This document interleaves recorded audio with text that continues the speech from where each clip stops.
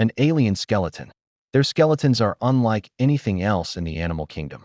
Instead of long bones or solid shells, they build from within, assembling thousands of microscopic crystals called ossicles. Each ossicle is made of magnesium calcite, a mineral that resists dissolution even in acidic waters.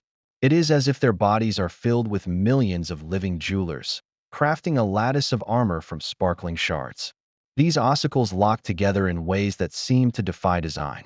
In brittle stars, they create flexible joints, like a chain of armored vertebrae. In sea urchins, the ossicles fuse into a flawless dome called a test, perfectly engineered to withstand the crushing forces of waves and predators. And in sea cucumbers, they are tiny and scattered, leaving the animal soft, gelatinous, and disturbingly boneless. But the skeleton is not hidden. It sprouts outward into spines, spikes, and in some species, bizarre snapping jaws called pedicellariae. To the casual beachcomber, they look ornamental, delicate flowers blooming across a sea star's skin. But under a microscope, they transform into nightmarish machines, three-part forceps that seize, slice, and sometimes inject venom. They scrape away algae, clean parasites from the body, and when provoked, can close on an intruder like a field of microscopic bear traps. The water vascular miracle. Beneath their armored skin lies a system so strange it seems more mechanical than biological, the water vascular system. At the heart of it is the madreporite, a calcified valve that filters seawater into a labyrinth of canals. From there, pressure flows outward into hundreds of tube feet, soft, muscular cylinders tipped with suction cups. Each foot can inflate, grip, and retract with astonishing precision, all controlled by water hydraulics. With this system, a sea star can crawl, climb, or cling to rocks against pounding waves. A giant sunflower star, with over 2,000 tube feet, can sweep across the seabed like a living carpet, surging faster than prey can escape. When hunting clams, dozens of tube feet act as winches, pulling steadily for hours, even days, until the shell gapes just wide enough. Then comes the horror. The sea star everts its stomach, sliding it inside the victim's shell, digesting the clam alive before pulling the stomach back in. A slow-motion execution, perfected over 450 million years. Vision without eyes, motion without a head.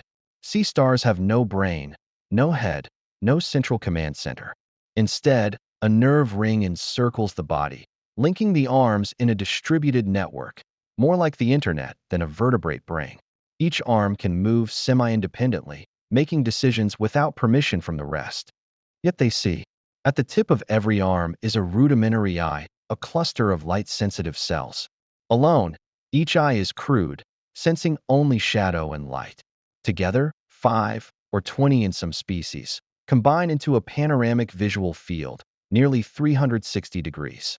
Some species even grow darkened pigments on their tube feet, acting like natural sunglasses to reduce glare in shallow waters. And then there are brittle stars. Restless, quick, they abandon tube feet for speed. With whip-like arms, they row across the seabed like frantic swimmers. To turn, they simply elect a new arm as the front. To flee, they scatter like shattered glass, each piece darting away in disarray. Relatives in disguise. The echinoderms come in many forms, each stranger than the last.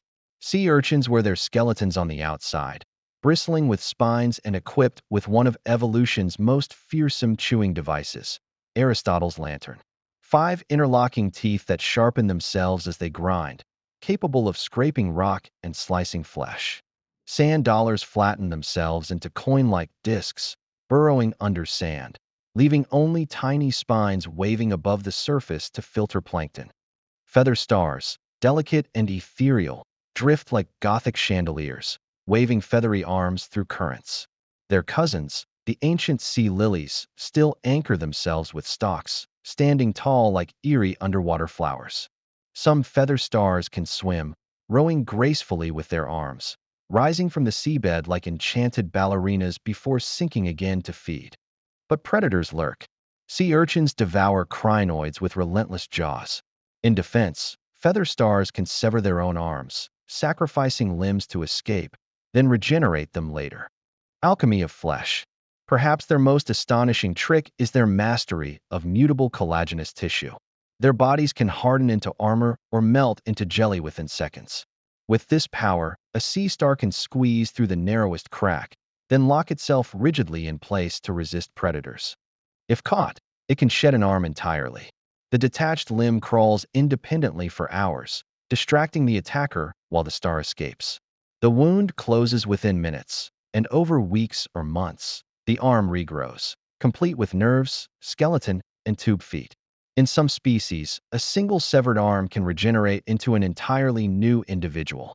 This power to reprogram cells back into stem-like states has fascinated scientists. If we could learn their secrets, medicine might one day regrow lost limbs in humans. The endless cycle. Reproduction is as diverse as their forms. Some sea stars clone themselves by splitting in half, each piece regrowing the missing parts. Others release millions of eggs and sperm into the sea, relying on chance and currents for union. Some brood their young under their arms, carrying them like living incubators until they are ready to crawl free. And in bizarre cases, the young eat each other inside the parent's body, until only one survivor bursts forth, already a killer. But always, the story begins the same. A bilateral larva drifts in the plankton, ordinary and symmetrical, until the second larva awakens inside, devours the first, and takes its place. Evolution's strangest rebirth plays out, again and again. The alien among us. The sea star is more than an animal. It is a living paradox, brainless, yet aware, boneless, yet armored, fragile, yet indestructible. It has endured 5 mass extinctions, outlived empires of life, and spread across every ocean on Earth, from tropical reefs to the darkest abysses. Beneath the waves, they crawl, glide, and climb, as they have for 500 million years, reminders that evolution's imagination is far stranger than our own. And as they wink their starlit eyes from the seafloor, we are left with a thought.